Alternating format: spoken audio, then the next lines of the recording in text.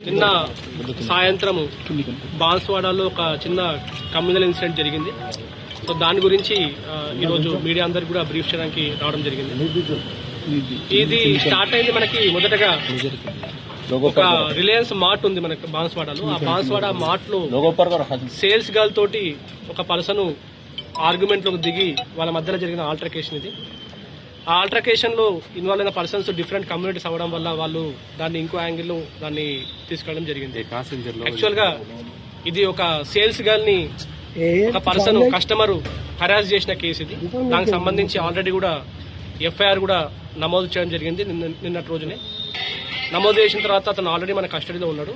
అతని పైన ఎటువంటి legal action as per law మనం తీసుకుంటాం.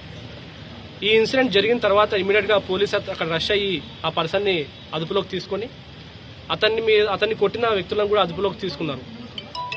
దాని తర్వాత ఇమీడియట్ గా కొంతమంది మాబ్ మన పోలీస్ స్టేషన్ ముందు గ్యాదర్ అయ్యి బోత్ ద సైడ్స్ నుంచి గ్యాదర్ అయ్యి కొంచెం టెన్షన్స్ క్రియేట్ చేయడం జరిగింది. అండ్ అందులో కొంతమంది యాంటీ సోషల్ ఎలిమెంట్స్ ఉండి వాళ్ళు స్టోన్ పెల్టింగ్ చేయడం జరిగింది. ఈ స్టోన్ పెల్టింగ్ లో మా కానిస్టేబుల్ కూడా బ్లీడింగ్ ఇంజరీ అయింది. ఆల్రెడీ అతను ఇప్పుడు ట్రీట్మెంట్ తీసుకొని రెస్ట్ లో ఉన్నాడు. ఇప్పుడు అతను కంప్లైంట్ ఇవ్వడం జరిగింది. అండ్ సీసీ కెమెరాస్ ఆధారంగా ఆ స్టోన్ పెల్టింగ్ చేసిన వాళ్ళలో 42 మందిని మేము ఐడెంటిఫై చేసినాము.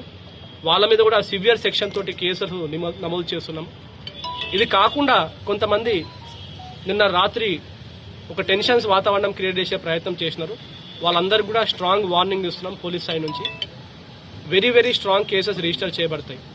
ఎవరైనా సరే కమ్యూనల్ హార్మోని కానీ లేకపోతే బాన్స్వాడలో కానీ లేకపోతే ఇంకేదో ప్లేస్లో కానీ ఇదేమన్నా మతానికి సంబంధించిన డిస్టర్బెన్సెస్ క్రియేట్ చేయడము లేకపోతే ఇంకేదైనా సరే డిస్టర్బెన్సెస్ క్రియేట్ చేసే ప్రయత్నం చేస్తే మాత్రం వెరీ స్ట్రాంగ్ యాక్షన్ తీసుకుంటాం.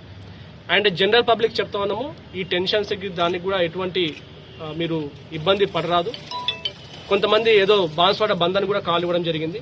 దాని గురించి కూడా ఎవరైనా సరే ఫోర్స్ఫుల్గా షాప్స్ని కానీ ఎస్టాబ్లిష్మెంట్స్ని కానీ బంద్ చేసే ప్రయత్నం చేస్తే ఇమ్మీడియట్గా వాళ్ళ మీద యాక్షన్ తీసుకుంటాం. అలాంటి వాళ్ళు కొంతమందిని కూడా ఎర్లీ మార్నింగ్ అవర్స్తో పెట్రోలింగ్ పార్టీస్ వాళ్ళు అదుపులోకి తీసుకోవడం జరిగింది. ఇది